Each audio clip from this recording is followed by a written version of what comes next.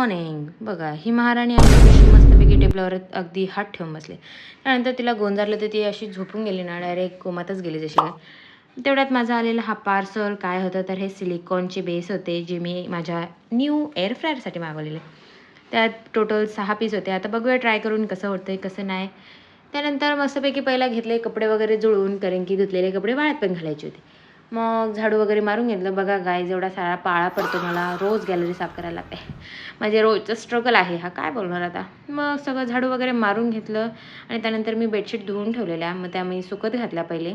त्यानंतर विचार केला जरा लादी पण पुसून घेऊया, कारण की खूपच डाग वगैरे पडतात त्यामुळे. मग मस्तपैकी लादी चमकवून घेतली का ना, मग तेवढ्यात घरात येऊन बघितलं तर ही माझी बिल्लो राणी अगदी मस्त उशीला टेकू घेऊन झोपली. बघा कशी. तुमची पण माझं राशीन झोपते का मला नक्कीच कमेंटमध्ये सांगा हां.